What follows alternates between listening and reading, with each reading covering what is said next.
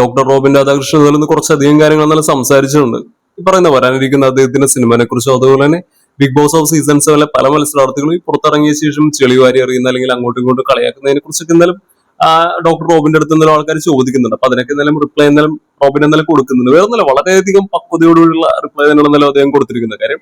ഇതെല്ലാം ഒരു ഇൻഡിവിജ്വൽസ് ആണ്. അപ്പൊ ഓരോരുത്തരുടെയും കാര്യം നമുക്ക് എന്തായാലും ഇവിടെ നിന്ന് പറയാൻ പറ്റില്ല. സീസൺ 7 ഇങ്ങനെയാണെന്ന് പറഞ്ഞാൽ നമുക്ക് ഒരിക്കലും സീസൺ 4 ഓ 5 ഒന്നും കമ്പയർ ചെയ്യാൻ പറ്റില്ല. അവിടെയുള്ള മത്സരാർത്ഥികളും അവരുടെ സ്വഭാവവും അവരുടെ ഒരു സാഹചര്യവും എല്ലാം പലതും പലതാണ്. അപ്പൊ അതുകൊണ്ട് തന്നെ ഒരിക്കലും നമുക്ക് അതിനെക്കുറിച്ച് 100% ശരിയായ രീതിയിലൊരു അഭിപ്രായ കാര്യങ്ങളൊന്നും പറയുക പോസിബിൾ അല്ല എന്നുള്ള രീതിയിലൊക്കെ പറഞ്ഞിട്ട് വളരെ പക്വതയോടുകൂടി തന്നെ എന്തായാലും ഡോക്ടർ റോബിൻ എന്തായാലും സംസാരിക്കുന്നുണ്ട്. പിന്നെ അതുപോലെ തന്നെ വരാനിരിക്കുന്ന അദ്ദേഹത്തിന്റെ സിനിമനെ കുറിച്ചും അദ്ദേഹം എന്തായാലും പറയുന്നുണ്ട്. അടുത്ത വർഷത്തിലൂടെ അതിന്റെ പണികളൊക്കെ എന്തായാലും തുടങ്ങാനുള്ള സാധ്യതയുണ്ട് എന്നൊക്കെയാണ് അദ്ദേഹം എന്തായാലും പറഞ്ഞത്. അയാൾ പറഞ്ഞ റീസൺ എന്ന് പറഞ്ഞാൽ ഉറപ്പായിട്ടും ഒരു ക്വാളിറ്റി കീപ്പ് ചെയ്ത് ഒരു സിനിമ ചെയ്യണം എന്നുള്ള ആഗ്രഹമുണ്ട്. അപ്പൊ അതുകൊണ്ടാണ് ഡിലേ ആവുന്നത് എന്നും അദ്ദേഹം പറയുന്നുണ്ട്. കാര്യം ഇതിനു മുന്നേയും ബിഗ് ബോസിൽ മത്സരിച്ച പല മത്സരാർത്ഥികളും ബിഗ് ബോസിൽ നിന്ന് ഇറങ്ങിയ ശേഷം ഇത്തരത്തിൽ സിനിമ ചെയ്ത് നമ്മൾ കണ്ടിട്ടുള്ളതാണ്. പക്ഷെ അത് കാണുന്ന സമയത്ത് നമുക്കറിയാം ഇതിന്റെ ഒരു ക്വാളിറ്റി, അതിന്റെ ഒരു നിലവാരം വളരെ വീക്ക് ആയിരിക്കും. അതായത് ഒരു സീരിയലൊക്കെ കാണുന്ന രീതിയിലൊക്കെയാണ് പല സിനിമകളും വന്നിട്ടുള്ളത്. അത് വേറൊന്നും കൊണ്ടല്ല, ഭയങ്കര തട്ടിക്കൂട്ടി ചെയ്യുന്ന സിനിമകളായതുകൊണ്ടാണ്. അതായത് ബഡ്ജറ്റ് ബേസും എല്ലാം വളരെയധികം താഴോട്ട് പോകുന്ന സമയത്ത് ഒരു വിഷ്വൽ ക്വാളിറ്റിയിലടക്കം അത് ബാധിക്കുന്നത് നമ്മൾ സ്ഥിരമായിട്ടും കാണാറുള്ളതാണ്. അപ്പൊ ഈ ഡോക്ടർ റോബിൻ രാധാകൃഷ്ണൻ പറഞ്ഞ ആ ഒരു രീതിയിലേക്ക് പോവാതെ കുറച്ചധികം ക്വാളിറ്റിയിൽ